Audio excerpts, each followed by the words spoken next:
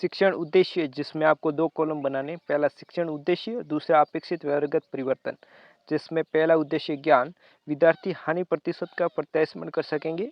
विद्यार्थी हानि प्रतिशत का सूत्र बता सकेंगे। अवबोध, जिसमें विद्यार्थी हानि प्रतिशत से संबंधित उदाहरण दे सकेंगे। विद्यार्थी हानि प्रतिशत की व्याख्या कर सकेंगे। अनुप्रयोग, जिसमें विद्यार्थी हानि प्रतिशत के सूत्र का दैनिक जीवन में उपयोग कर सकेंगे। विद्यार्थी हानि प्रतिशत से संबंधित समस्याओं का समाधान कर सकेंगे। कौशल, जिसमें विद्यार्थी हानि प्रतिशत को सरलता व शीघ्रता से ज्ञात कर सकेंगे।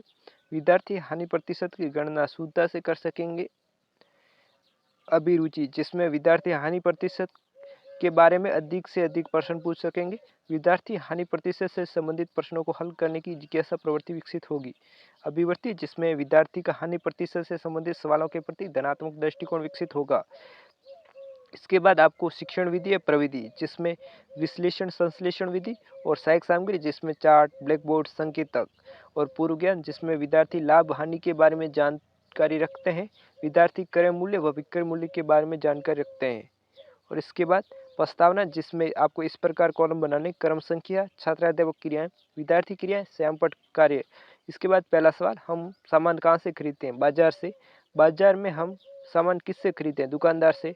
जिस मूल्य पर दुकानदार सामान खरीदता है उस मूल्य को क्या कहते हैं? क्रय मूल्य। जिस मूल्य पर दुकानदार अपने ग्राहक को सामान बेचता है उस मूल्य को क्या कहते हैं? विक्रय मूल्य।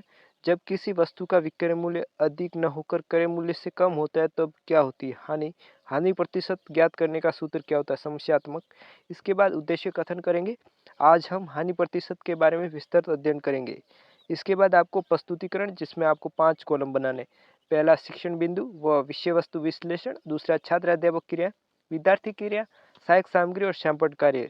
जिसमें पहला शिक्षण बिंदु, हानि प्रतिशत के सूत्र की स्थापना। जिसके बाद ये चार्ट दिया हुआ है, जिसमें रेफ्रिजरेटर का क्रय मूल्य व विक्रय मूल्य क्रमशः 3,300 रुपये व 3,000 है, तो दुकानदार को लाभ व हानि प्रतिशत के रूप में ज्ञात कीजिए। सबसे पहले विकासात्मक प्रश्न, जो कि चार्ट ये दिखाते हुए प्रश्न पूछते हुए पहले क्रय मूल्य ज्ञात करेंगे। जिसमें रेफ्रिजरेटर का क्रय मूल्य कितना है? क्रय मूल्य बराबर 3,300 रुपये। दूसरा, जिसमें विक्रय मूल्य ज्ञात होगा, रेफ्रिजरेटर का विक्रय मूल्य कितना है? विक्रय मूल्य बराबर 3,000 रुपये। जब क्रय मूल्य व विक्रय मूल्य विक्रय मूल्य से ज़्यादा होता है तो क्या होता है? हानि। हानि ज्ञात करने का सूत्र क्या होता है? हानि बराबर क्रय मूल्य माइनस विक्रय मूल्य होता है।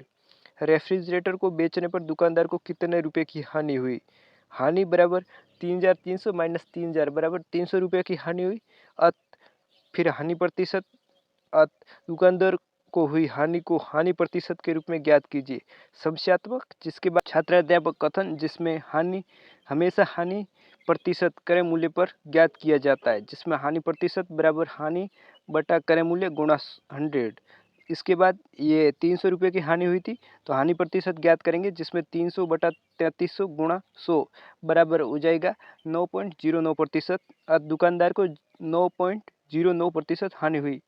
जिसके बाद विद्यार्थी क्रिया में विद्यार्थी ध्यानपूर्वक सुनेंगे, महत्वपूर्ण बिंदु अपनी अभ्यास पुस्तिका में नोट करेंगे। हमने जो श्यामपट्ट पर कार्य किया है वो आपको श्यामपट्ट कार्य के रूप में यहाँ चिपकाना है। हम दूसरा शिक्षण बिंदु लेंगे, जिसमें हानि प्रतिशत पर आधारित समस्या, जिसमें ये चार्ट दिखाएंगे बच्चों को और प्रश्न पूछेंगे। किताब का क्रय मूल्य व विक्रय मूल्य क्रमशः 150 व 140 रुपये है, तो दुकानदार को हुए लाभ व हानि प्रतिशत के रूप में गणना कीजिए। जिसमें किताब का क्रय मूल्य कितना है? क्रय मूल्य बराबर 150 रुपये। किताब का विक्रय मूल्य कितना है? विक्रय मूल्य बराबर 140 रुपये। किताब का क्रय मूल्य ज़्यादा है या विक्रय मूल्य? क्रय मूल्य ज़्यादा है। जब किसी वस्तु का क्रय मूल्य विक्रय मूल्य से ज़्यादा होता है तब क्या होता है? हानि। दुकानदार को किताब बेचने पर कितने रुपए की हानि हुई? हानि बराबर क्रय मूल्य माइनस विक्रय मूल्य बराबर 150 माइनस 140, तो 10 रुपये की हानि हुई। तो हानि प्रतिशत का सूत्र बताइए। हानि प्रतिशत बराबर हानि बटा क्रय मूल्य गुणा 100। तो हानि प्रतिशत की गणना कीजिए। हानि प्रतिशत बराबर 10 बटा 150 गुणा 100। इस प्रकार उत्तर आ जाएंगे 6.66%।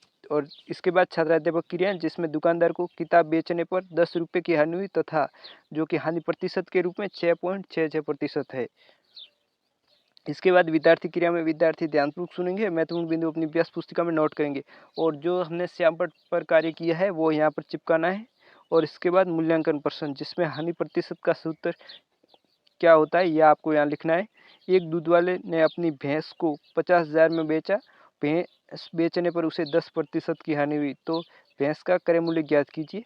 दूसरा सवाल या तीसरा सवाल, एक कुर्सी को 470 रुपये में खरीदा गया और 10% की हानि पर बेचा जाता है, तो कुर्सी का विक्रय मूल्य ज्ञात कीजिए।